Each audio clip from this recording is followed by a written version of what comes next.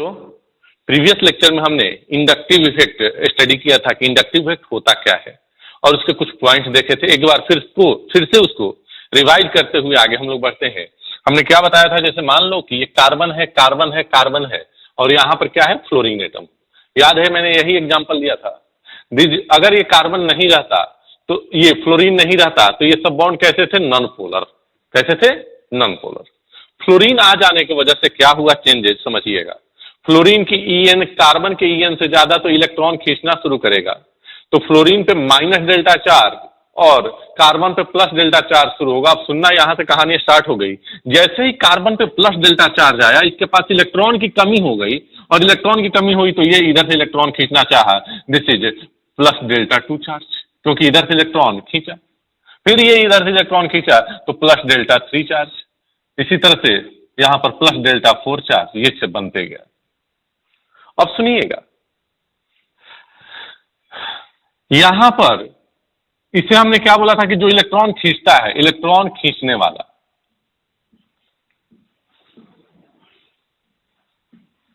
कौन सा इफेक्ट है, माइनस इफेक्ट। इंडक्टिव से तो माइनस आई, तो ये इलेक्ट्रॉन देने वाला, इंडक्टिव से इलेक्ट्रॉन दे रहा है तो इसे प्लस इफेक्ट, और इंडक्टिव से है तो प्लस आई इफेक्ट। अच्छा, एक चीज क्या तुम्हें लग रहा है, प्लस डेल्टा वन ज्यादा रहेगा कि प्लस डेल्टा टू ज्यादा होगा कि प्लस डेल्टा थ्री होगा कि प्लस डेल्टा फोर होगा? आप बोलोगे सर फ्लोरीन तो सबसे ज्यादा इलेक्ट्रॉन यहीं से खींच रहा होगा, तो क्या लिखेंगे, इंडक्टिव इफेक्ट जो होता है डिस्टेंस डिपेंडेंट इफेक्ट होता है। लिख लेते हैं इस पॉइंट को, inductive effect is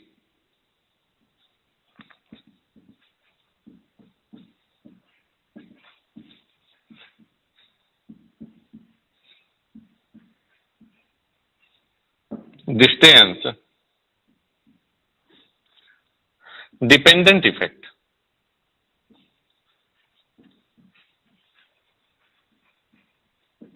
inductive effect क्या है, डिस्टेंस डिपेंडेंट इफेक्ट है।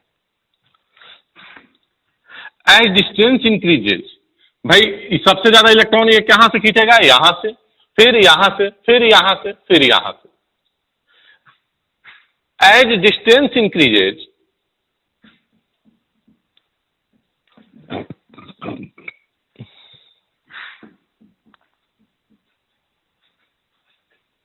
इफेक्ट क्या होगा, डिक्रीज होगा।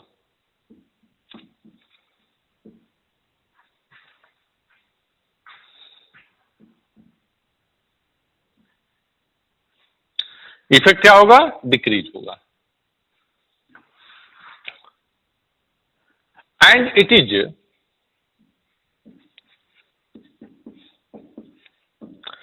practically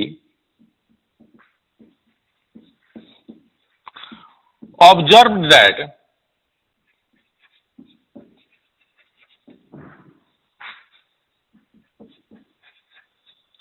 after three atoms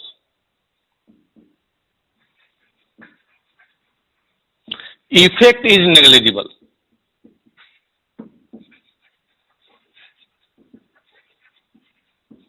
कहने का मतलब ये है कि यहां से इलेक्ट्रॉन खींचा, यहां से इलेक्ट्रॉन खींचा, यहां से इलेक्ट्रॉन खींचा, यहां से बहुत कम इलेक्ट्रॉन खींच पाएगा क्योंकि डिस्टेंस बढ़ गया।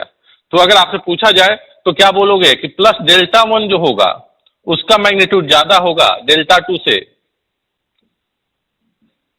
उसका मैग्नीट्यूड ज्यादा होगा डेल्टा थ्री से, डेल्टा फोर से, डेल्टा फोर बहुत ही कम होगा। देखो इंडक्टिव इफेक्ट तो हमने क्या बोला था कि हाइड्रोजन एटम को रेफरेंस में लिया गया। भाई एक इलेक्ट्रॉन खींच रहा है, एक इलेक्ट्रॉन दे रहा है, तो किसके रेफरेंस में बात करेंगे, हाइड्रोजन के रेफरेंस में। इसमें इलेक्ट्रॉन कहां रहता है, इसी बॉन्ड पे, लेकिन मोर इलेक्ट्रोनिगेटिव एटम की तरफ क्या हो जाता है, शिफ्ट हो जाता है। उसके बाद हमने क्या पढ़ा था कि इलेक्ट्रॉन इसी में शिफ्ट हो जाता है, और ये इफेक्ट जो अराइज हो रहा है इसका मेन रीजन क्या है, difference of electronegativity of bonded atoms. तो सब पॉइंट हम लोग लिख लिए थे, एक पॉइंट बचा था, इसे भी आप लिखेंगे। अब बात करें इंडक्टिव इफेक्ट का, तो कितने तरह के हैं भाई, दो टाइप के हैं। अगर आई इफेक्ट की बात करें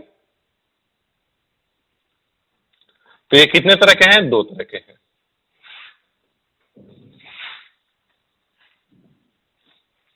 एक होगा प्लस आई इफेक्ट,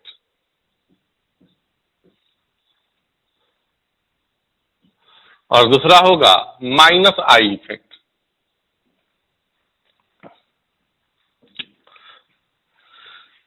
प्लस आई मतलब इलेक्ट्रॉन रिलीजिंग, ये क्या करेगा, इलेक्ट्रॉन रिलीज करेगा। और ये क्या होगा, electron withdrawing.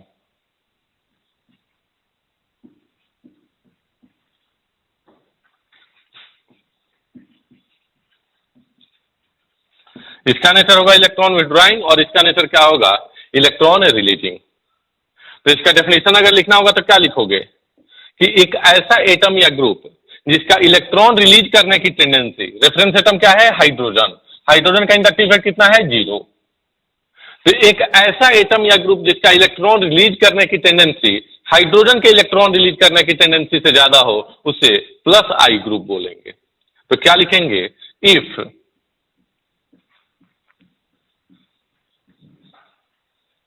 Electron releasing tendency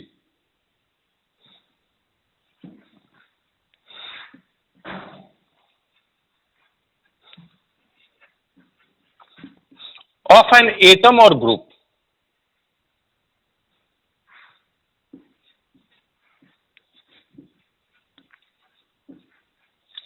is greater than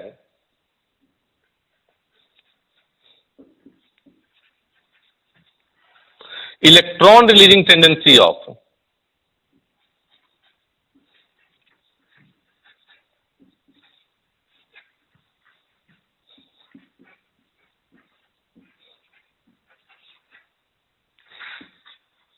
hydrogen, then the group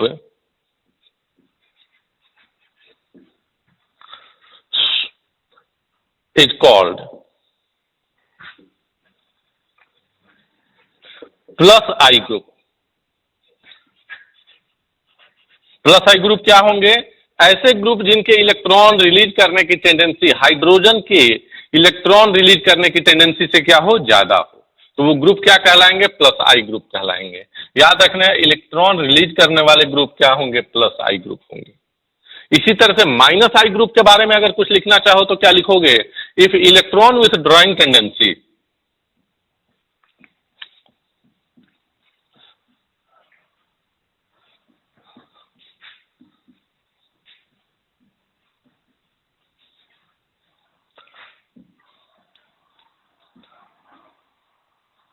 of an atom or group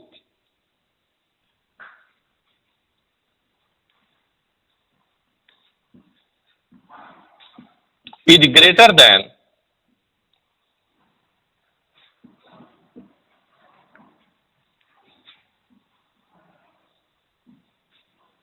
electron withdrawing tendency of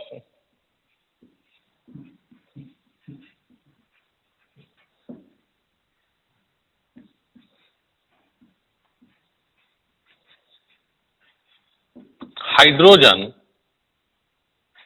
then the group is called as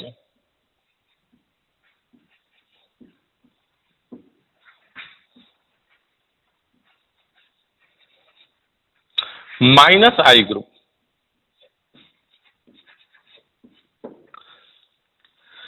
तो minus आई जो ग्रुप होंगे उनका nature क्या होगा, इलेक्ट्रॉन विथड्रॉइंग, और plus आई जो group होंगे उनका नेचर क्या होगा, इलेक्ट्रॉन रिलीजिंग।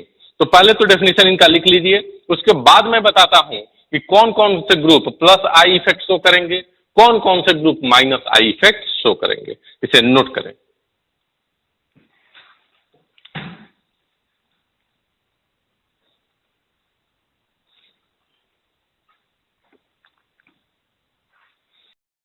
हाँ बच्चों, तो अब चलिए देखते हैं प्लस आई ग्रुप कौन कौन से होंगे, माइनस आई ग्रुप कौन कौन से होंगे। तो इधर हम प्लस आई ग्रुप लिख ले रहे हैं और इधर क्या लिखेंगे, माइनस आई ग्रुप लिखेंगे। प्लस माइनस आई ग्रुप क्या होंगे, इलेक्ट्रॉन खींचने वाले, मैं लिख दे रहा हूं हिंदी में, इलेक्ट्रॉन विथड्रॉइंग। और प्लस आई ग्रुप क्या होंगे? इलेक्ट्रॉन रिलीज करने वाले।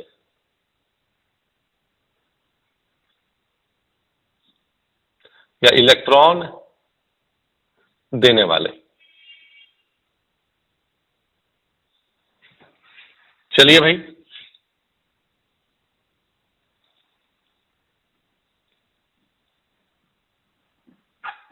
बात आती है कि इलेक्ट्रॉन देने वाले कौन से ग्रुप होंगे। भाई कोई इलेक्ट्रॉन देना चाहता है, कब इलेक्ट्रॉन देगा? जब उसके पास इलेक्ट्रॉन ज्यादा हो या कम हो? ज्यादा हो। तुमको कोई पैसा देना चाहता है तो कोई किसी को मैं पैसा देना चाहता हूं, ऐसे समझो, तो मैं कब पैसा दूंगा? जब मेरे पास खुद की कमी हो पैसे की, या पैसे ज्यादा हो? पैसे ज्यादा हो। तो अगर किसी के पास इलेक्ट्रॉन ज्यादा है तो वो प्लस आई इफेक्ट शो करेगा। अब इलेक्ट्रॉन ज्यादा है मतलब उस पर कैसा चार्ज होगा? किसी के पास इलेक्ट्रॉन ज्यादा है मतलब माइनस चार्ज। भाई कोई है, उसको आपने इलेक्ट्रॉन दे दिया तो उस पर कैसा चार्ज है? माइनस चार्ज है। तो माइनस चार्ज है तो उसके पास इलेक्ट्रॉन आपने दिया है तब तो माइनस चार्ज आया, मतलब उसके पास इलेक्ट्रॉन ज्यादा था तो कैसा चार्ज? Minus charge. तो एक पॉइंट लिख सकते हैं कि all negatively charge species show plus I effect.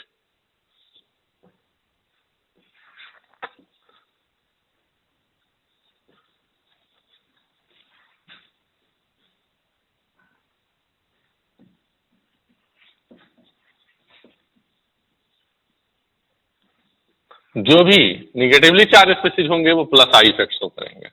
दूसरा, ऑल अल्काइल ग्रुप्स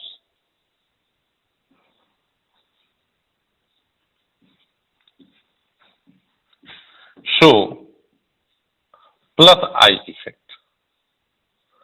मतलब जो निगेटिवली चार्ज स्पीसीज है वो प्लस आई शो करेगा और अल्काइल ग्रुप जो है वो प्लस आई शो करेगा। इसे छोड़ के दुनिया के जो ग्रुप होंगे वो माइनस आई ग्रुप शो करेंगे। All negatively charged species and all alkyl groups show plus I effect and rest all group of the world। दुनिया के उसके बाद संसार के सारे ग्रुप क्या शो करेंगे? माइनस आई। अब इसका ऑर्डर अगर देखना हो तो ऑर्डर देख सकते हो। सबसे ज्यादा CH2 माइनस, उसके बाद NH माइनस, उसके बाद O माइनस, उसके बाद C double bond O, O minus, उसके बाद 3 डिग्री अल्काइल ग्रुप,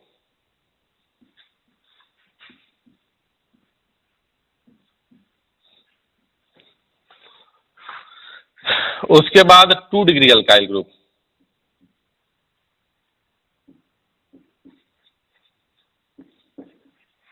उसके बाद 1 डिग्री अल्काइल ग्रुप,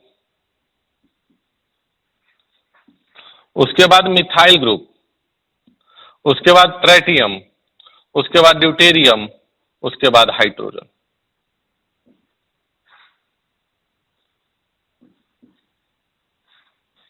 चलिए पहले तो समझ लेते हैं ऐसा क्यों हुआ। तो एक चीज तो तुम्हें समझ में आ रहा होगा बेटा कि ये चारों जो स्टार्टिंग के हैं निगेटिव चार्ज वाले हैं। कैसे हैं? निगेटिव चार्ज वाले। तो पहले इनका ऑर्डर समझ लेते हैं। कार्बन पे माइनस चार्ज, नाइट्रोजन पे माइनस चार्ज, ऑक्सीजन पे माइनस चार्ज, ऑक्सीजन पे माइनस चार्ज। कार्बन की ईएन इन चारों में सबसे कम है। ईएन कम मतलब इलेक्ट्रॉन रखने की टेंडेंसी कम है, और इलेक्ट्रॉन रखने की टेंडेंसी कम है मतलब देने की टेंडेंसी ज्यादा है। इलेक्ट्रॉन रखने की टेंडेंसी कम है मतलब देने की टेंडेंसी ज्यादा, तो प्लस आई भी ज्यादा। तो इसकी ईएन कम, इसलिए इसका प्लस आई सबसे ज्यादा। कार्बन के बाद नाइट्रोजन की इलेक्ट्रोनेगेटिविटी है, तो फिर कार्बन के बाद एन माइनस। अब सर O माइनस ये भी है, O माइनस ये भी है। आपने क्या सीखा था कि इंडक्टिव इफेक्ट जो है डिस्टेंस डिपेंडेंट इफेक्ट होता है। ये O माइनस डायरेक्टली इस बॉन्ड को इलेक्ट्रॉन दिया, और ये O माइनस इलेक्ट्रॉन इस बॉन्ड को डायरेक्टली नहीं दिया, बीच में एक एटम कार्बन आ गया तो दूर हो गया, इसलिए इससे ये कम इलेक्ट्रॉन देगा। समझ में आया? तो सबसे ज्यादा CH2 माइनस, फिर NH माइनस, फिर O माइनस, फिर C double bond O, O minus. उसके बाद की बात करें, ये 3 डिग्री अल्काइल ग्रुप है। सुनिएगा अच्छी तरह से, ये H3 को यहां से मिटा के मैं इस तरह से कुछ लिख रहा हूं आपको समझाने के लिए। भाई इलेक्ट्रोनेगेटिविटी आपको याद कराया था, याद है क्या? Lithium, beryllium, boron, carbon, nitrogen, oxygen, fluorine 4.0। इधर चले तो 0.5 घटाते जाओ, कार्बन आओगे 2.5 और हाइड्रोजन का लिखा था 2.1। तो कार्बन की ईएन हाइड्रोजन से ज्यादा है, इसका मतलब कहीं ना कहीं कार्बन यहां पर इससे इलेक्ट्रॉन खींच रहा होगा, कार्बन हाइड्रोजन से इलेक्ट्रॉन खींच रहा होगा, तो यहां पर माइनस डेल्टा डेवलप होगा। सिमिलरली यहां भी माइनस डेल्टा डेवलप होगा, सिमिलरली यहां भी माइनस डेल्टा डेवलप होगा। माइनस डेल्टा मतलब इलेक्ट्रॉन ज्यादा, तो ये तीनों मिलके और एक बड़ा सा माइनस डेल्टा इसको इलेक्ट्रॉन दे रहे हैं, तो ये ज्यादा इलेक्ट्रॉन दिया। उसके बाद ये 2 डिग्री अल्काइल ग्रुप है, इसलिए ये दो ही तरफ से ज्यादा इलेक्ट्रॉन दे पाएंगे, तो उससे कम ये इलेक्ट्रॉन दे पाएगा, उससे कम ये, और इन मिथाइल तो सबसे कम दिया। अब बात आती है ड्यूटेरियम, ट्रिटियम और हाइड्रोजन की। बेटा इसमें तो कंफ्यूजन नहीं है ना कि यहां पर O-1 चार्ज है या माइनस डेल्टा है, अरे ये पार्शियल है, पार्शियल मतलब एक छोटा सा फ्रैक्शन है, और ये कंप्लीट माइनस चार्ज, तो कंप्लीट माइनस सबसे पहले आया। उसके बाद 3 डिग्री अल्काइल ग्रुप, उसके बाद 2 डिग्री अल्काइल ग्रुप, उसके बाद 1 डिग्री अल्काइल ग्रुप, उसके बाद methyl group. Tritium, deuterium, hydrogen ये तीनों जो एटम है एक दूसरे के आइसोटोप है, जिसमें ट्रिटियम सबसे भारी और हाइड्रोजन सबसे कम या लाइट वेटेड है। तो अब सुनिएगा, जब भी बॉन्ड बनता है तो उस बॉन्ड में 3 तरह के मोशन होते हैं, एक ट्रांसलेशनल, दूसरा रोटेशनल, और तीसरा जो होता है मोशन, उस मोशन का नाम है वाइब्रेशनल। तो आप ऐसे समझना कि जैसे मान लो कि ए कोई एटम है और इस ए एटम से हाइड्रोजन ने बॉन्ड बनाया है, तो ये स्प्रिंग टाइप का एक बॉन्ड बनेगा क्योंकि वाइब्रेशन कर रहा है। यहां भी एक बॉन्ड बनेगा, यहां भी सपोज यहां पर ट्रिटियम है, यहां पर ड्यूटेरियम है, और यहां पर क्या है? हाइड्रोजन है। भाई जब ऑसिलेशन होगा, इसको फिक्स मान लो, ए तीनों में है ना, तो इसको फिक्स हमने मान लिया। हाइड्रोजन का लाइट वेट है, इसलिए वाइब्रेशन क्या होगा? ज्यादा होगा, और ट्रिटियम का हेवी वेट है, इसलिए इसका वाइब्रेशन क्या होगा? कम होगा। इसमें इनर्शिया ज्यादा लगेगा तो वाइब्रेशन कम, क्योंकि इसका मास ज्यादा है, इसका मास कम है, इसलिए इसका वाइब्रेशन ज्यादा होगा। तो इस बॉन्ड में जो 2 इलेक्ट्रॉन है, इसका डिस्पर्सन, चूंकि इसका वाइब्रेशन ज्यादा हो रहा है तो डिस्पर्सन ज्यादा होगा, और ये बॉन्ड ये क्योंकि लाइट वेट नहीं है, ये हेवी वेट में है, तो इसका वाइब्रेशन कम होगा इफेक्टिव, इसलिए ये जो इसके 2 इलेक्ट्रॉन होंगे इनका डिस्पर्सन छोटे वॉल्यूम में होगा। तो यहां पर इलेक्ट्रॉन ज्यादा वॉल्यूम में रहेगा तो इलेक्ट्रॉन डेंसिटी कम, यहां इलेक्ट्रॉन डेंसिटी ज्यादा। इलेक्ट्रॉन डेंसिटी ज्यादा ट्रिटियम का है, इसलिए इसका प्लस आई भी ज्यादा होगा। तो प्लस आई का ऑर्डर ट्रिटियम, ड्यूटेरियम और हाइड्रोजन में सबसे ज्यादा ट्रिटियम, फिर ड्यूटेरियम, फिर क्या होगा? Hydrogen. This is complete order. CH2 minus, NH minus, O minus, COO minus, 3 degree, 2 degree, 1 degree, methyl, tritium, deuterium, hydrogen. याद रहेगा? याद करने की कोशिश करिएगा। अब बात करते हैं माइनस आई ग्रुप, कौन कौन से होंगे भाई? तो क्या लिखेंगे? All groups except negatively charged species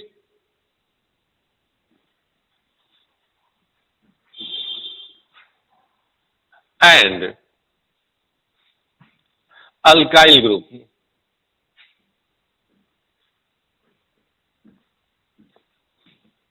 shows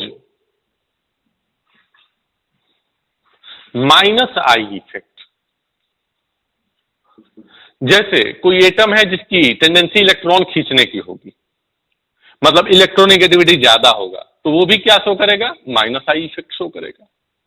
इसी तरह से किसी एटम पे पॉजिटिव चार्ज है, मतलब इलेक्ट्रॉन की कमी है, तो वो भी क्या करेगा? इलेक्ट्रॉन खींचने की काम करेगा। मतलब all positively charge species, all positively charge species and more electronegative atoms show minus I effect. अब अगर हम इसका ऑर्डर लिखने की कोशिश करें, पहले सुन लेना, पहले पॉजिटिव चार्ज को रखता हूं, सबसे ज्यादा OH2 प्लस, उसके बाद Nr3+, उसके बाद NH3+, उसके बाद NO2, उसके बाद Cl, उसके बाद SO3H,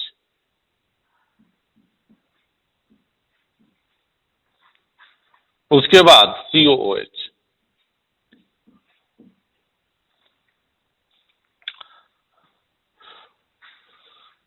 उसके बाद CHO, उसके बाद FClBrI,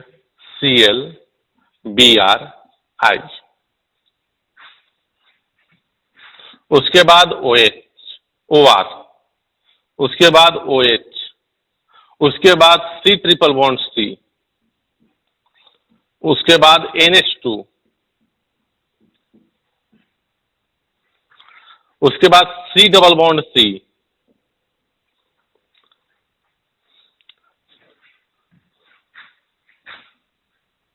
C double bond C, उसके बाद हाइड्रोजन।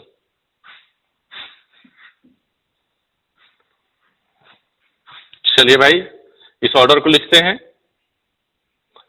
सबसे ज्यादा H2O+, उसके बाद Nr3+, उसके बाद NH3+, उसके बाद NO2, उसके बाद Cn, उसके बाद COOH, उसके बाद CHO, उसके बाद FClBrI, उसके बाद OR, उसके बाद OH, उसके बाद C ट्रिपल बॉन्ड C, उसके बाद NH2, उसके बाद C डबल बॉन्ड C। ये है पूरा का पूरा ग्रुप। देखो बेटा आपके यूज में जो आएगा वो इतना ही आएगा, होने का तो OR2+ भी होता है, लेकिन कभी वो सब आपके यूज में नहीं आएगा। SO3H होता है, लेकिन वो सब कभी आपके यूज में नहीं होगा। आपको उतना ही याद रखना है जितना आपकी जरूरत का है। अब थोड़ा सा याद कर लेते हैं, कैसे याद करेंगे? सर इस पे भी प्लस चार्ज, इस पे भी प्लस चार्ज, इस पे भी प्लस चार्ज। O की EN सबसे ज्यादा है तो O पे प्लस सबसे ज्यादा हो गया। अब ये समझने का है कि Nr3+ और NH3+ में Nr3+ का सबसे ज्यादा क्यों हुआ NH3+ से भी। तो देखो सबसे पहले तो ये ऑर्डर जो लिखा हुआ है ये एक्वस मीडियम में लिखा हुआ है। किस चीज में? एक्वस मीडियम में। एक्वस मीडियम में क्या होता है? सॉल्वेशन। क्या होता है? सॉल्वेशन। सॉल्वेशन मतलब सॉल्वेंट जो आता है उसके साथ अट्रैक्ट कर जाता है। सॉल्वेंट क्या करेगा? इसके साथ अट्रैक्ट करेगा।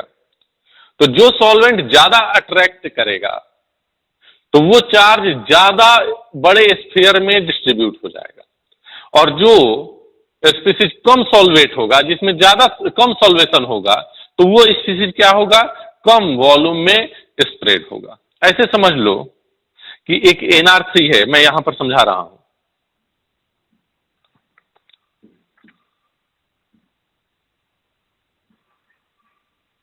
और यहां पर NH3+ है।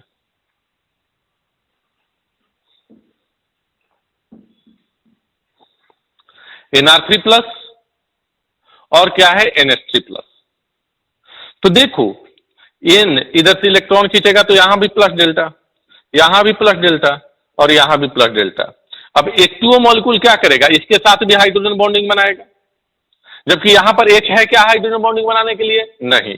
तो यहां पर H2O हाइड्रोजन बॉन्डिंग यहां से भी बनाएगा और यहां से भी बनाएगा, जबकि इसमें H2O जो आएगा वो हाइड्रोजन बॉन्डिंग सिर्फ और सिर्फ N से बना पाएगा। तो इसमें सॉल्वेशन कम हुआ तो इसका ओवरऑल वॉल्यूम कम हो गया, सॉल्वेटेड साइज छोटा हो गया।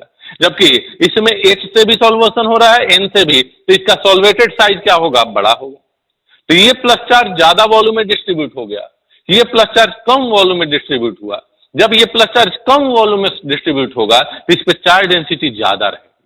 तो प्लस चार्ज डेंसिटी ज्यादा है तो ये ज्यादा इलेक्ट्रॉन खींचेगा, और यहां पर प्लस चार्ज की डेंसिटी कम है क्योंकि ये ज्यादा इसमें सॉल्वेशन हुआ तो वॉल्यूम बड़ा हो गया, तो बड़े वॉल्यूम में चार्ज का डिस्ट्रीब्यूशन हुआ तो यहां पर चार्ज डेंसिटी कम है, और चार्ज डेंसिटी कम है तो यहां पर कम इलेक्ट्रॉन खींचेगा। तो सबसे ज्यादा OR2 प्लस, OH2 प्लस से भी क्या हो जाएगा OR2 प्लस, फिर OH2 प्लस, फिर NR3 प्लस, फिर NH3 प्लस, फिर NO2। बेटा आप यहां पर देखो तो कोऑर्डिनेट बॉन्ड बना हुआ है, जब आप बॉन्डिंग पढ़े होंगे तो देखोगे कि यहां प्लस और यहां पर माइनस होता है, तो ये क्या हो गया, उसके बाद NO2।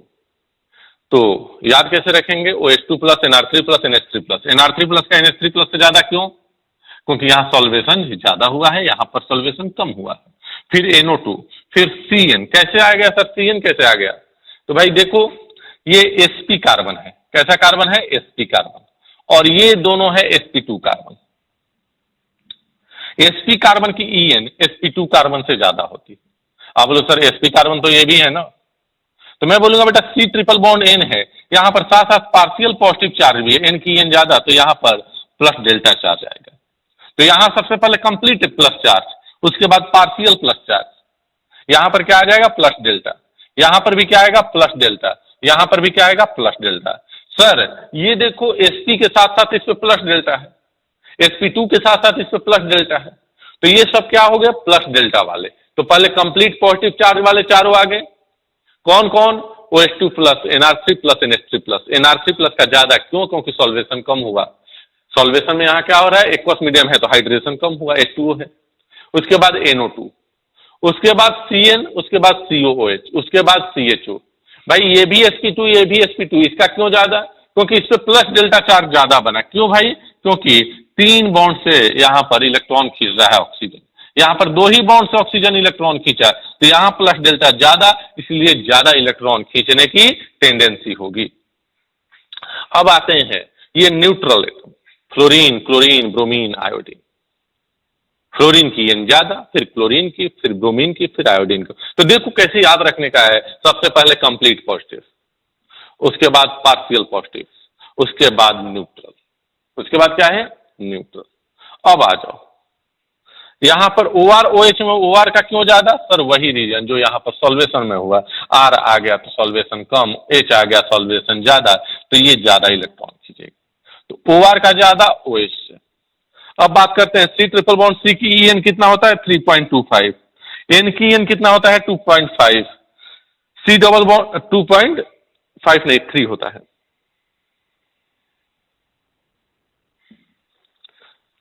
C double bond C का 2.75, तो ये En के अकॉर्डिंग लिखा हुआ है, तो याद रहेगा सबसे ज्यादा OH2 प्लस, फिर OH2 प्लस से भी ज्यादा क्या हो जाएगा OR2 प्लस, तो सबसे ज्यादा OR2 प्लस, फिर OH2 प्लस, फिर NR3 प्लस, फिर NH3 प्लस, फिर NO2, फिर CN, फिर COOH, फिर CHO, उसके बाद क्या आ जाएगा FClBrI, उसके बाद क्या आएगा OR-OH, फिर क्या आएगा C ट्रिपल बॉन्ड C, उसके बाद NH2, फिर C डबल बॉन्ड C। यहां चाहो तो बेंजीन रिंग भी रख सकते हो, यहां पर क्या रख सकते हो बेंजीन रिंग, क्यों भाई 3 C डबल बॉन्ड C है, और उसके बाद C डबल बॉन्ड C, और उसके बाद H। तो this is complete minus I order. जो भी मैंने समझाया उसको अपने लैंग्वेज में चाहो तो लिख सकते हो। इसका ज्यादा क्यों, क्योंकि O की N ज्यादा है, उससे प्लस चार्ज है। उसके बाद इनमें दोनों में क्यों, NR3 का सॉल्वेशन कम होगा, NH3 का सॉल्वेशन ज्यादा होगा, इसलिए NH3 पे प्लस चार्ज कम और NR3 पे प्लस चार्ज ज्यादा। उसके बाद NO2, फिर CN, फिर COH, फिर CHO, FClBrI, OR-OH, उसके बाद C ट्रिपल बॉन्ड C, उसके बाद NH2, उसके बाद बेंजीन, उसके बाद C डबल बॉन्ड C, उसके बाद H। तो एक बार complete plus I minus I order को देखते हैं। सबसे पहले plus I order, plus I order सबसे ज्यादा किसका है, सबसे ज्यादा sir CH2 minus NH minus O minus COO minus 3 degree 2 degree 1 degree D, सबसे उसके बाद tritium, deuterium, hydrogen, minus I order. सबसे ज्यादा OR2 प्लस, फिर OH2 प्लस, फिर NR3 प्लस, फिर NH3 plus. NR3 plus NH3 plus में NR3 plus में सॉल्वेशन कम हुआ, चार्ज डेंसिटी ज्यादा है। उसके बाद NO2, CN, COOH, CHO, FClBrI, उसके बाद कौन है भाई OR-OH, उसके बाद C triple bond C NH2 benzene ring C double bond C hydrogen. तो इसे नोट करें।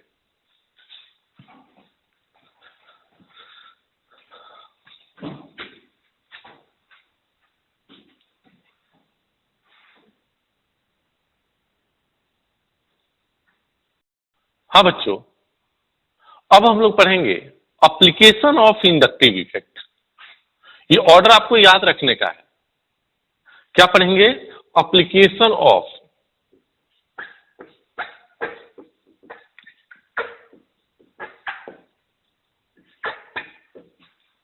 Inductive effect.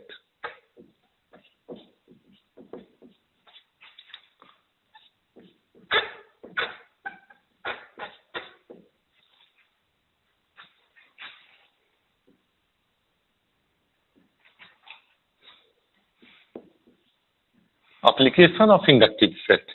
इंडक्टिव इफेक्ट का एप्लीकेशन क्या होगा? तो इंडक्टिव इफेक्ट के एप्लीकेशन की बात करें तो स्टेबिलिटी ऑफ, सबसे पहले जो हम लोग पढ़ेंगे stability of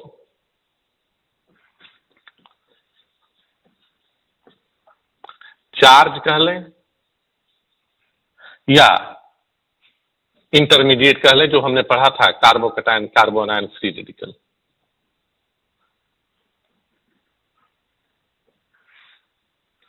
stability of charge और स्टेबिलिटी ऑफ इंटरमीडिएट, है ना। देखो, चार्ज की अगर बात करें तो प्लस चार्ज और माइनस चार्ज, इसके अलावा कोई चार्ज जानते हो क्या? नहीं sir. Intermediate carbocation carbanion free radical. Carbocation भी इलेक्ट्रॉन डेफिशिएंट था और फ्री रेडिकल भी इलेक्ट्रॉन डेफिशिएंट था। तो जब हम स्टेबिलिटी देखेंगे तो कार्बोकैटायन और फ्री रेडिकल को एक जैसा कंसीडर करेंगे और कार्बोनायन को डिफरेंट टाइप का। तो देखो, चार्ज दो तरह के होते हैं। एक तो पॉजिटिव चार्ज, कहीं पॉजिटिव चार्ज, और दूसरा चार्ज क्या है? Negative charge. अच्छा, पॉजिटिव चार्ज को फ्री रेडिकल के साथ आप रख सकते हो। फ्री रेडिकल भी पॉजिटिव चार्ज जैसा ही होता है। ये भी इलेक्ट्रॉन डेफिशिएंट, ये भी इलेक्ट्रॉन डेफिशिएंट। जैसे मान लो कि कार्बन पे पॉजिटिव चार्ज है तो इसे क्या बोलेंगे? कार्बोकैटायन है। अब कार्बोकैटायन है, एक बॉन्ड ब्रेक हुआ होगा तभी तो प्लस चार्ज आया होगा, चाहे रेडिकल आया होगा, या एक बॉन्ड ब्रेक हुआ होगा तो यहीं पर तभी तो माइनस चार्ज आया होगा, हेटेरोलाइटिक फिशन हुआ होगा। तो यहां पर प्लस चार्ज है, मतलब इलेक्ट्रॉन की क्या है? कमी। प्लस चार्ज का मतलब इलेक्ट्रॉन की कमी। तो इलेक्ट्रॉन की कमी है तो ये कब स्टेबल होगा? जब इसको इलेक्ट्रॉन दिया जाए या इससे इलेक्ट्रॉन खींच लिया जाए। भाई, किसी के पास इलेक्ट्रॉन की कमी है, उसको इलेक्ट्रॉन दोगे तब स्टेबल होगा या उसका इलेक्ट्रॉन ले लोगे तब स्टेबल होगा? सर, किसी के पास अगर इलेक्ट्रॉन की कमी है तो उसको इलेक्ट्रॉन देना होगा तभी वो स्टेबल होगा। किसी के पास पैसे की कमी है तो उसको पैसा दोगे तब स्टेबल होगा। किसी के पास खाना की कमी है तो उसको खाना दोगे तब स्टेबल होगा। तो क्या होगा? हमें यहां पर इलेक्ट्रॉन देना होगा सर, क्योंकि इंडक्टिव इफेक्ट पढ़ रहे हैं। तो इंडक्टिव इफेक्ट से इलेक्ट्रॉन अगर देते हैं तो ये स्टेबल हो जाएगा। तो भाई, मान लो कि हमने यहां पर प्लस आई ग्रुप लगा दिया, इलेक्ट्रॉन इसे दिया तो क्या कर दिया? ये स्टेबल कर दिया यहां पर। लेकिन सपोज हम यहां पर कोई ग्रुप ऐसा रखें जो कि माइनस आई है, इलेक्ट्रॉन खींच रहा है, तो जब इलेक्ट्रॉन खींचेगा, पहले से इसके पास कमी है और इलेक्ट्रॉन खींच लो, तो स्टेबल करेगा कि ये अनस्टेबल करेगा? आप बोलोगे सर अनस्टेबल करेगा। मतलब प्लस चार्ज को प्लस आई स्टेबल कर रहा है और प्लस चार्ज को माइनस आई क्या कर रहा है? अनस्टेबल। सिमिलरली अगर बात की जाए यहां पर, यहां कोई प्लस आई ग्रुप लगा हुआ है इलेक्ट्रॉन देने वाला। भाई, इसके पास इलेक्ट्रॉन पहले से ही ज्यादा है और इसको और इलेक्ट्रॉन दे रहे हो, तो स्टेबल होगा कि अनस्टेबल? अनस्टेबल। कोई खाना खा के आया घर से तुम्हारे यहां और तुम मेहमानबाजी करके क्या किया और उसको खाना ठूस के खिला दिए, स्टेबल होगा कि अनस्टेबल होगा? अनस्टेबल हो जाएगा। भाई, वो खाना खा के आया है, आप उसको जबरदस्ती के खिलाए जा रहे हो, खिलाए जा रहे हो, खिलाए जा रहे हो, तो अनस्टेबल हो जाएगा। तो क्या हो रहा है? माइनस चार्ज को अगर इलेक्ट्रॉन हमने देना शुरू कर दिया तो क्या हो जाएगा? अनस्टेबल।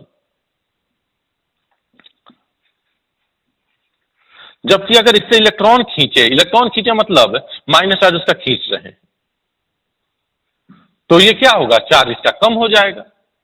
भाई माइनस चार्ज है, इससे इलेक्ट्रॉन ज्यादा है, इससे इलेक्ट्रॉन खींच रहे हो तो क्या होगा? स्टेबल। जैसे ये समझ लो कि तुम्हारे यहां कोई खाना खा के आया है, बहुत ज्यादा खाना खा लिया है, और उसको आपने कुछ ऐसा दिया, एक मेडिसिन दे दिया जिससे वो खाना क्या हो गया? डाइजेस्ट होना शुरू कर दिया, तो क्या होगा? स्टेबल हो जाएगा। तो ये क्या हो गया? माइनस आई से क्या कर दिया? स्टेबल कर दिया। समझ में आया कि नहीं आया? तो यहां से एक पॉइंट बनता है। क्या पॉइंट बनता है? कि स्टेबिलिटी ऑफ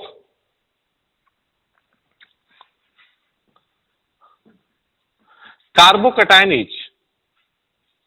और carbon free radical directly proportional to, plus को प्लस आई स्टेबल करेगा, याद रखने का तरीका, प्लस को प्लस आई स्टेबल करेगा और माइनस आई अनस्टेबल करेगा।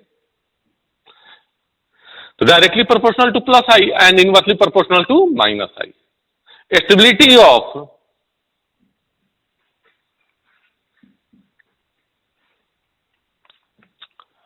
कार्बन पे minus charge, carbon ion is directly proportional to minus charge को माइनस आई स्टेबल करेगा, जबकि प्लस आई क्या करेगा? अनस्टेबल। सर एक तो अच्छा तरीका हो गया कि प्लस को प्लस स्टेबल किया और माइनस को माइनस स्टेबल किया, प्लस को प्लस और माइनस को माइनस स्टेबल किया। दूसरा तरीका, चार्ज ज्यादा होगा तो स्टेबिलिटी कम, और चार्ज कम होगा तो स्टेबिलिटी ज्यादा।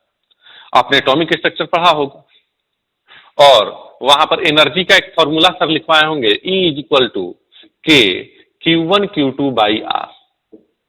भाई ये Q1 क्या है? चार्ज। Q2 क्या है? चार्ज। तो चार्ज अगर ज्यादा हुआ तो एनर्जी क्या हुआ?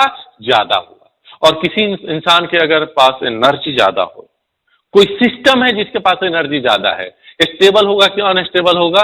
अनस्टेबल होगा। सिस्टम के पास अगर एनर्जी ज्यादा होता है तो वो अनस्टेबल होता है। ऐसे समझ लो कि तुम बैठे हो, पढ़ाई कर रहे हो, और अचानक से पता चला कि तुम्हारे अकाउंट में 1 लाख रुपए आ गए, 50,000 रुपए आ गए। स्टेबल हो गए क्या अनस्टेबल? अनस्टेबल हो गए। अब तुम्हारा दिमाग पढ़ाई में नहीं लगेगा। अब तुम सोचोगे कि यहां पर जाएं, घूम के आए, वहां पर जाकर मूवी देख के आए, या ये शॉपिंग करें, ये ड्रेसेस खरीदें, ये करें, वो करें। जैसे पैसा खत्म, फिर तुम आकर पढ़ाई पे लग जाओगे। तो आप क्या देख रहे हो कि एनर्जी इंसान के पास आता है, एनर्जी किसी सिस्टम के पास आता है तो अनस्टेबिलिटी लेके चला आता है। एनर्जी अगर किसी सिस्टम के पास आता है तो अनस्टेबिलिटी आता है। तो जितना ज्यादा एनर्जी सिस्टम उतना अनस्टेबल, जितना ज्यादा पैसा उतना ज्यादा अनस्टेबल। तो तुम डॉक्टर इंजीनियर बन जाना, उसके बाद क्या करना? मेरे अकाउंट में सारे पैसे भेज देना, मैं तुम्हारे लिए अनस्टेबल खुद को कर लूंगा तुम्हारे पैसे को लेकर। समझ में आया? चलो भाई यहां देखते हैं। तो E इक्वल टू क्या हुआ? के Q1 Q2 by r. E energy, अगर चार्ज ज्यादा तो एनर्जी ज्यादा, और एनर्जी ज्यादा तो स्टेबिलिटी कम। तो अपन क्या बोलेंगे कि स्टेबिलिटी इज, ये बहुत ही इंपॉर्टेंट पॉइंट है, stability is inversely proportional to charge. Charge ज्यादा तो स्टेबिलिटी कम, चार्ज और चार्ज डेंसिटी।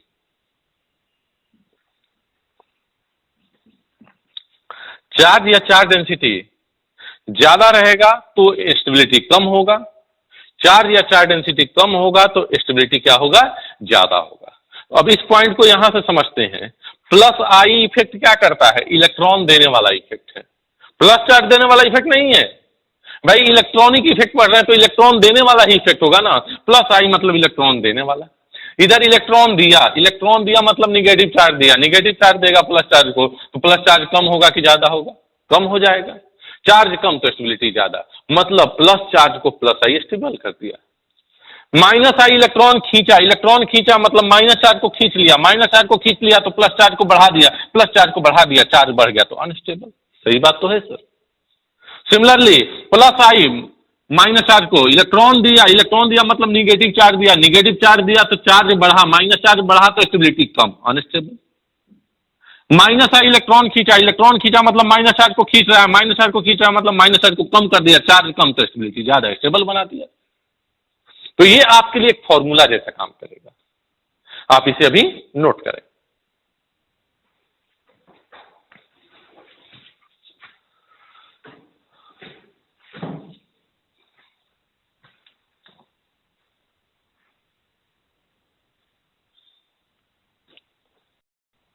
हाँ बच्चों, तो कुछ इंपॉर्टेंट पॉइंट लिखते हैं। इसके बाद जब हमें चार्ज की स्टेबिलिटी देखनी हो, है ना, तो सबसे पहले उस एटम को देखो जिस पे चार्ज है।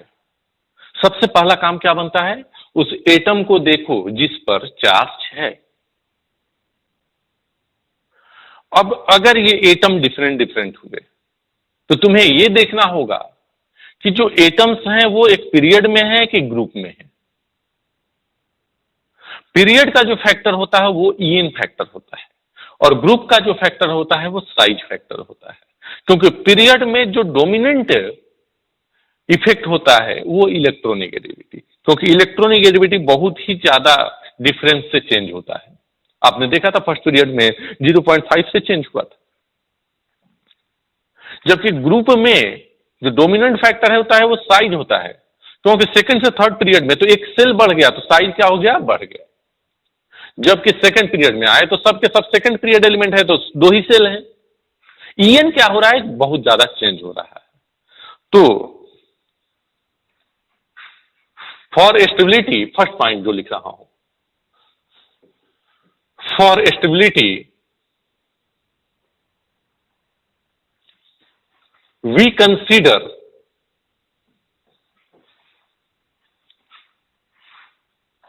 electronegativity in a period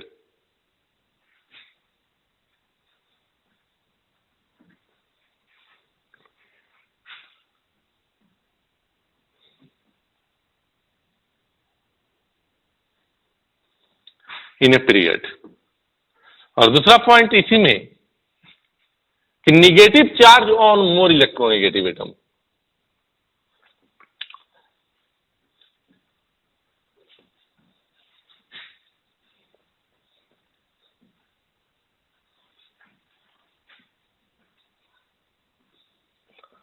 atom negative charge on more electronegative atom is more stable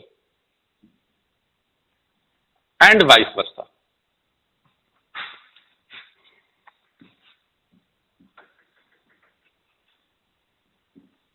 मतलब समझना, अगर स्टेबिलिटी देखना है, डिफरेंट डिफरेंट एटम है और वो पीरियड में है, कहां एक पीरियड से, जैसे मान लो कि CH3 माइनस है, मान लो कि NH2 माइनस है, OH माइनस है, F माइनस है, स्टेबिलिटी की बात करनी है तो कार्बन, नाइट्रोजन, ऑक्सीजन, फ्लोरीन ये सब के सब एक ही पीरियड के एलिमेंट है। तो नंबर ऑफ सेल जो है वो दोनों सब के सब क्या है, सेम है। तो इनमें जो साइज का डिफरेंस है बहुत कम होता है due to effective nuclear charge. Size में बहुत ही कम का चेंज है। आपने पढ़ा होगा कि लेफ्ट टू राइट साइज क्या होता है, डिक्रीज होता है, लेकिन वो डिक्रीमेंट बहुत कम होता है। वो डिक्रीमेंट क्या होता है, कम होता है, क्योंकि इफेक्टिव न्यूक्लियर चार्ज से जो साइज में कॉन्ट्रैक्शन आता है बहुत कम आता है। सपोज एक मान लो कि इसका साइज 10 पिकोमीटर है, तो ऐसा नहीं है इसका साइज 4 पिकोमीटर हो जाएगा, इसका 9.9 ऐसे कुछ आएगा। तो साइज में बहुत कम का डिफरेंस है, लेकिन ईएन में क्या देख रहे हो, बहुत ज्यादा का डिफरेंस, 4, 3.5, 3, 2.5। तो डोमिनेंट फैक्टर क्या है, इलेक्ट्रोनेगेटिविटी। अब आपको पता है कि इलेक्ट्रोनेगेटिविटी क्या होता है, टेंडेंसी टू अट्रैक्ट इलेक्ट्रॉन या टेंडेंसी टू होल्ड इलेक्ट्रॉन। तो इलेक्ट्रॉन रखने की टेंडेंसी मतलब माइनस चार्ज को रखने की टेंडेंसी। तो जिसकी इलेक्ट्रोनेगेटिविटी ज्यादा है उसको माइनस चार्ज रखने की टेंडेंसी भी ज्यादा है, तो वो माइनस चार्ज को रख के स्टेबल हो जाएगा। तो सबसे ज्यादा स्टेबल कौन हुआ, फ्लोरीन माइनस, उसके बाद हाइड्रोक्साइड आयन, उसके बाद CH3। This is the stability order of this 4 negative charge. इसी तरह से अगर मान लीजिए कि बोला जाए CH3 प्लस है NH2 प्लस है और OH प्लस है। इन तीनों में पॉजिटिव चार्ज में स्टेबिलिटी किसका ज्यादा होता है? तो निगेटिव चार्ज पे मोर इलेक्ट्रोनिगेटिव एटम पर निगेटिव चार्ज मोर स्टेबल, तो पॉजिटिव चार्ज लेस स्टेबल। तो लेस इलेक्ट्रोनिगेटिव एटम पे पॉजिटिव चार्ज क्या होगा? मोर स्टेबल होगा, क्योंकि मोर इलेक्ट्रोनिगेटिव एटम पर तो निगेटिव चार्ज मोर स्टेबल होता है, तो पॉजिटिव चार्ज क्या होगा? Less stable. क्योंकि मोर इलेक्ट्रोनिगेटिव एटम को इलेक्ट्रॉन रखने की टेंडेंसी ज्यादा है, तो देने की कम है, और प्लस चार्ज कब आया होगा? जब ये इलेक्ट्रॉन दिया होगा। तो ये क्या है? Less stable. ये क्या है? More stable.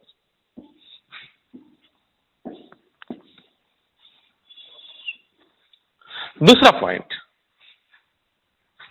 For stability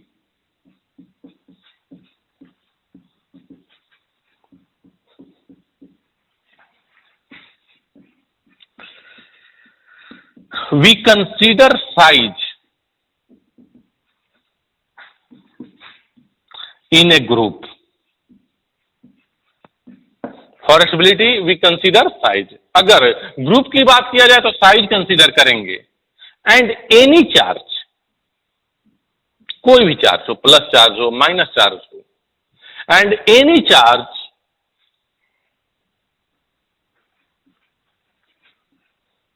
on bigger atom, बड़े एटम पे, इज मोर स्टेबल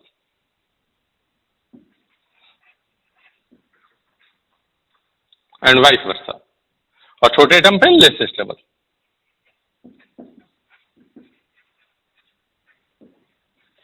अब जैसे देखिए एग्जांपल,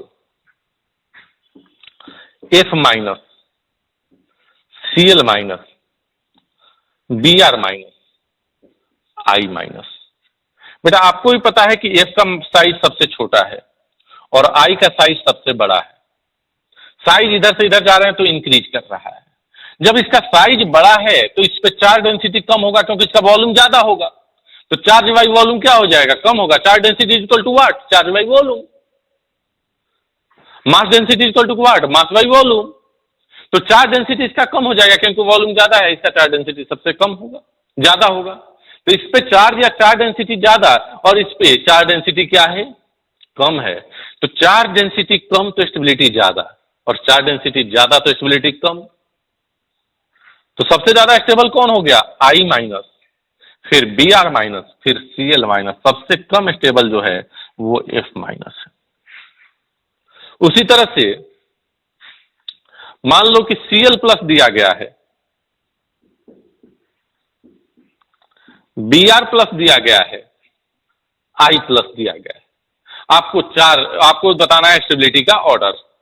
भाई प्लस चार्ज हो चाहे माइनस चार्ज हो, ये सब के सब ग्रुप में है, और ग्रुप में सबसे ज्यादा साइज इसका है, सबसे छोटा साइज इसका है। तो बड़े एटम पे जो भी चार्ज हो वो ज्यादा स्टेबल होता है, क्योंकि चार्ज डेंसिटी क्या हो जाएगा? इसका कम हो जाएगा। तो सबसे ज्यादा स्टेबल I प्लस, उसके बाद Br प्लस, उसके बाद Cl प्लस। ये हो गया इसका आंसर। समझ में आया? तो स्टेबिलिटी देखते समय सबसे पहले क्या देखना है? एटम्स सेम है कि डिफरेंट है। डिफरेंट में है तो वो पीरियड में है कि ग्रुप में है। अगर एटम सेम हो गए तब देखेंगे हाइब्रिडाइजेशन। क्या देखेंगे? हाइब्रिडाइजेशन। जैसे एक और क्वेश्चन ले लेता हूं कि यहां पर CH3 CH2 माइनस और CH2 double bond CH minus, दोनों में कौन ज्यादा स्टेबल है? या ऐसा करते हैं कि 3 डिफरेंट ले लेते हैं यहां पर।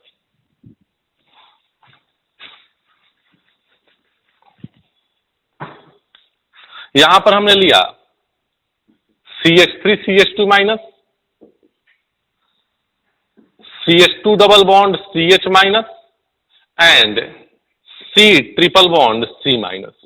इन तीनों में स्टेबिलिटी देखना है। बेटा कार्बन सिंगल बॉन्ड कार्बन का EN 2.5 बताया था ना। कार्बन डबल बॉन्ड कार्बन का EN कितना है? 2.75 और इसका EN कितना है? 3.25। तो मोर EN पे निगेटिव चार्ज मोर स्टेबल, तो ये क्या हो गया? सबसे ज्यादा स्टेबल। फिर ये ये हो गया इसका आंसर। तो ये देखो स्टेबिलिटी के लिए मैं ये पूरा का पूरा जितना रूल है वो मैंने बताया। अब अगर बात करें क्वेश्चन को कैसे अटेंड करना है, तो सबसे पहले तो देखना है कि चार्ज एटम, देखो यहां पर मैं लिख रहा हूं, सबसे पहले क्या देखना है, चार्ज एटम को।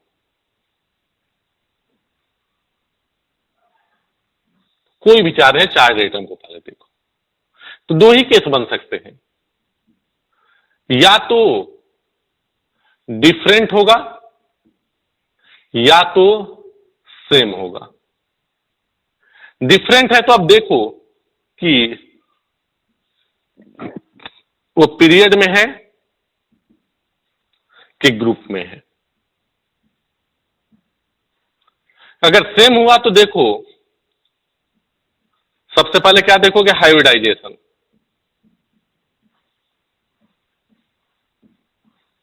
और उसके बाद क्या देखोगे,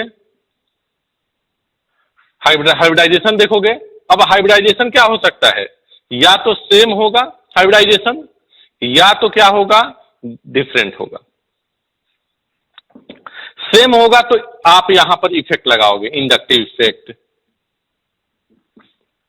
और नहीं होगा, अगर हाइब्रिडाइजेशन डिफरेंट हो गया तो आप देखोगे, क्या देखे कि मोर ईएन पे negative charge more stable, positive charge अगर यहां पर होता, यहां पर होता, यहां पर होता, तो ये ज्यादा स्टेबल, क्योंकि मोर ईएन पे पॉजिटिव चार्ज लेस स्टेबल। तो सबसे पहले आपको स्टेबिलिटी की बात की जाएगी तो सबसे पहले आपको क्या देखना होगा कि एटम सेम है कि डिफरेंट है। डिफरेंट एटम हो गए, इंडक्टिव इफेक्ट का कोई कंसेप्ट यहां पर नहीं है।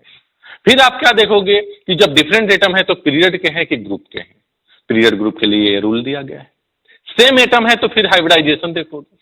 हाइब्रिडाइजेशन अगर सेम है तब तो इंडक्टिव इफेक्ट देखा जाएगा, डिफरेंट है तो आप मोर ईएन पे निगेटिव चार्ज मोर स्टेबल, ये रूल अप्लाई करोगे। मतलब इंडक्टिव इफेक्ट तब अप्लाई होगा जब चार्ज कंटेनिंग एटम सेम हो, हाइब्रिडाइजेशन भी उनका सेम हो, तब प्लस आई माइनस आई लगा के आंसर देना है। चार्ज कंटेनिंग एटम और उस एटम का हाइब्रिडाइजेशन सेम है तभी इंडक्टिव इफेक्ट अप्लाई होगा। इस पॉइंट को चाहो तो आप कॉपी के हेड पे लिख लेना कि चार्ज कंटेनिंग एटम और उसका हाइब्रिडाइजेशन दोनों सेम है तभी इंडक्टिव इफेक्ट को अप्लाई करेंगे। आप इसे नोट कर लें, उसके बाद मैं समझाता। कुछ क्वेश्चंस लेके हम लोग कुछ क्वेश्चन लेंगे, उसके बाद इस चीज को समझेंगे। नोट करिए।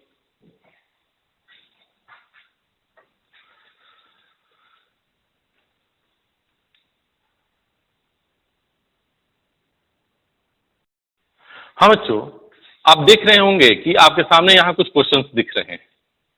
उन क्वेश्चन को पहले आप नोट करें और नोट करने के बाद इनका स्टेबिलिटी ऑर्डर लिखना है। जैसे ये क्वेश्चन तो मैंने बताया ही था कंसेप्ट बताते समय, CH2 minus NH2 minus OH minus F minus, ये चारों कहां है, पीरियड में। पीरियड में क्या देखना है, EN फैक्टर क्या बोलता है, मोर EN पे negative charge more stable, F minus मोर स्टेबल। तो इस तरह से सबका स्टेबिलिटी ऑर्डर लिखिए। आपके पास यहाँ 10 क्वेश्चन दिए गए हैं, नोट करें क्वेश्चन पहले।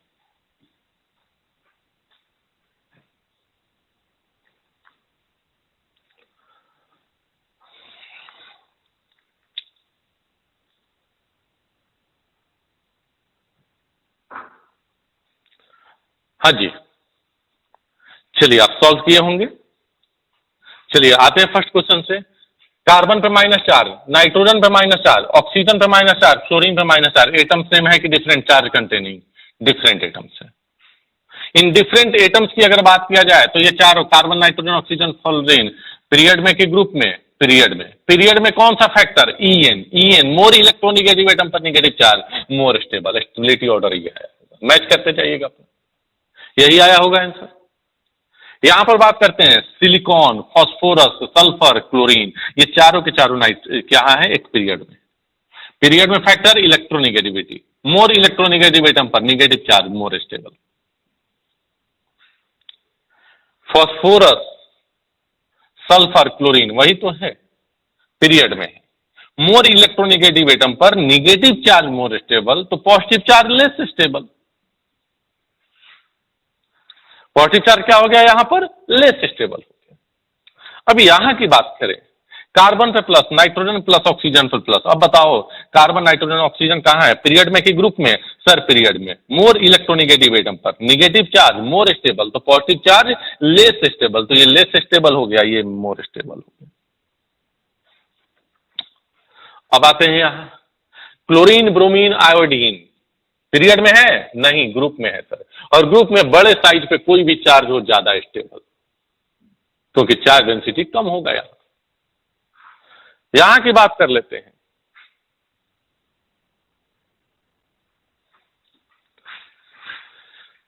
पॉजिटिव चार्ज है, पॉजिटिव चार्ज है, पॉजिटिव चार्ज है, ट्रिपल बॉन्ड की EN सबसे ज्यादा, तो निगेटिव चार्ज मोर स्टेबल, तो पॉजिटिव चार्ज लेस स्टेबल।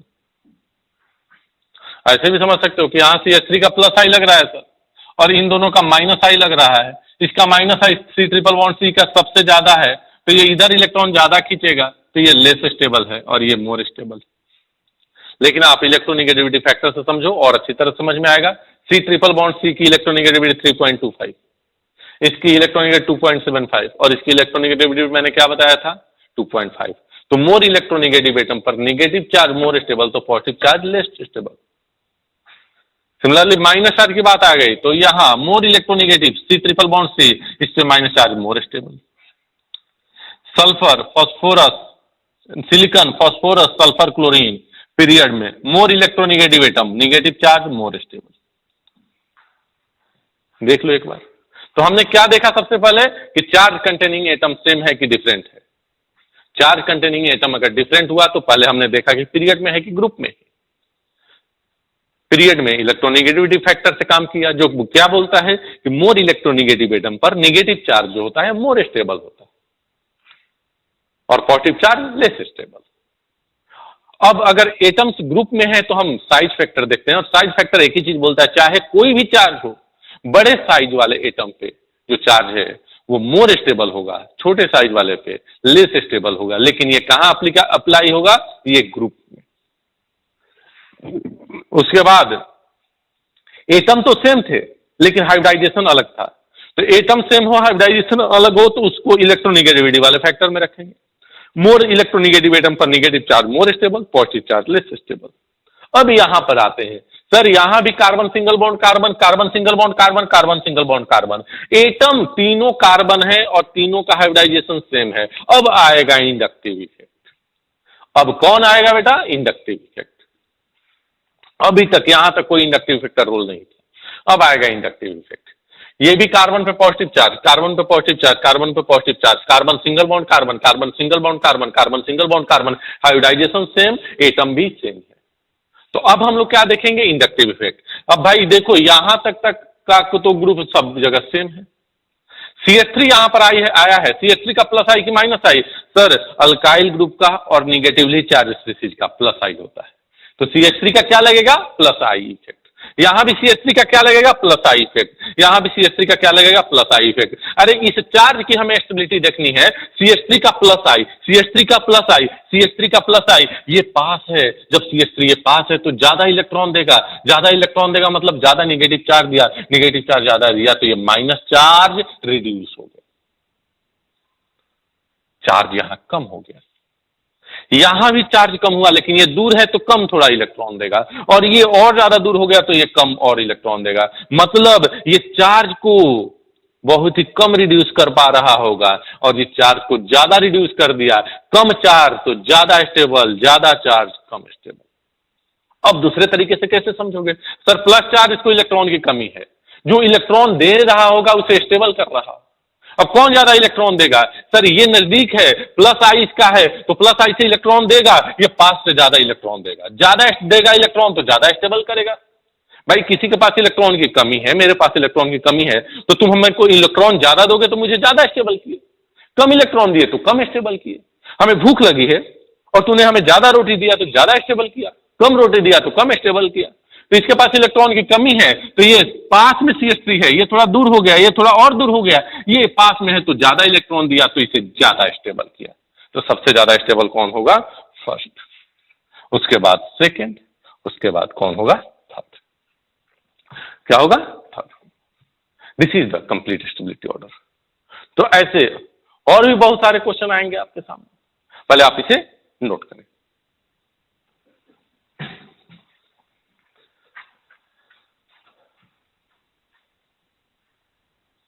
बच्चों, अभी हमने कुछ क्वेश्चंस किया था, ये और कुछ क्वेश्चंस दिए गए हैं। 10 क्वेश्चन हमने पहले किया था, ये कुछ और क्वेश्चंस दिए गए हैं जिसे आपको सॉल्व करना है, और ये आपके लिए होमवर्क रहेगा जिसे हम अगले क्लास में डिस्कस करेंगे। तो इसे नोट करें। आज के लिए बस इतना ही, मिलते हैं नेक्स्ट लेक्चर में और बहुत सारा एग्जाम्पल लेके, बहुत सारा कंसेप्ट लेके, एसिडी के स्ट्रेंथ, बेसिक स्ट्रेंथ कैसे हम लोग देखेंगे, उन सारी चीजों को डिस्कस करेंगे नेक्स्ट क्लास के लिए। और आज के लिए इतना ही, मिलते हैं नेक्स्ट लेक्चर में। Thank you.